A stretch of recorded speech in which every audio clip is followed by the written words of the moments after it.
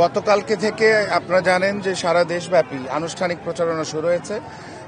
অভূতপূর্ব সমর্থন পাচ্ছি এলাকার মুরব্বীরা, এলাকার আলেম সমাজের প্রতিনিধিরা, বিশেষ করে আমাদের এলাকার যারা শিক্ষার্থীরা আন্দোলন সংগ্রাম করেছে সকলের সহযোগিতা আমি পাচ্ছি।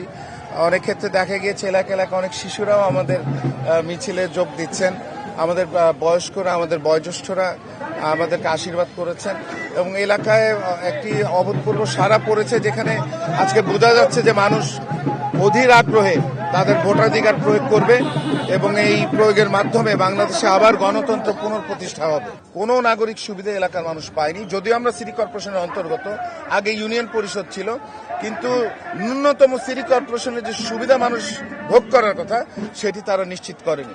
এলাকায় জলাবদ্ধতা একটি অনেক বড় সমস্যা। ডিএনডি বাঁধের ভিতরে এলাকা, আমাদের এলাকার পানি বুড়িগঙ্গা নদীতে এবং শীতলক্ষা নদীতে গিয়ে নিষ্কাশন হয়, কিন্তু এখানে একটি সমন্বিত উদ্যোগ নেওয়ার প্রয়োজন ছিল দক্ষিণ city corporation, Narayanganj city corporation এবং অন্যান্য সরকারি প্রতিষ্ঠান, সেটা নেওয়া হয়নি।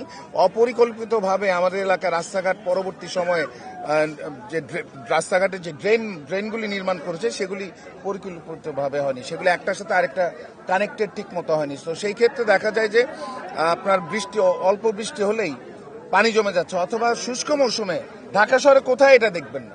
আমাদের এলাকায় বিশেষ করে আমাদের জুরাইনের 53 নম্বর ওয়ার্ডে আপনি দেখবেন যে এবং মুন্সিবাড়ির 54 নম্বর ওয়ার্ডে দুপুরবেলা পানি জমে যায় রাস্তার মধ্যে।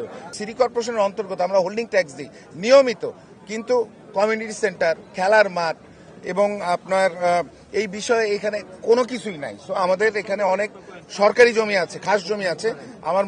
আমরা মনে করি যে এই জমিগুলো উদ্ধার করে সেখানে প্রয়োজন বোধে স্বাস্থ্যসেবা কেন্দ্র, আপনার খেলার মাঠ এবং কমিউনিটি সেন্টার আমরা নির্মাণের উদ্যোগ গ্রহণ করব। এছাড়া আমাদের এলাকার অনেক যানজট আপনি দেখতেই পাচ্ছেন, একটা অপরিকল্পিতভাবে দোলাইপাড় থেকে বুড়িগঙ্গা ব্রিজ হয়ে যে পদ্মা ব্রিজের যে কানেক্টিং রোডটা, যে ফ্লাইওভারটা নির্মাণ করেছে, এইখানেও মানুষের অনেক ভোগান্তি পোহাতে হচ্ছে, কারণ এক পাশের মানুষ রাস্তার এক পাশ থেকে আরেক পাশে যেতে পারছে না, সেখানে ফুটওভার ব্রিজ নেই।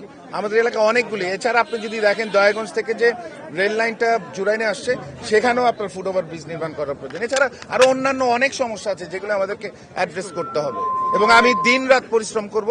এলাকার মানুষ যদি আমাকে আস্থায় নিয়ে ভালোবেসে, আমি এলাকার ছেলে হিসেবে আমাকে যদি নির্বাচিত করে।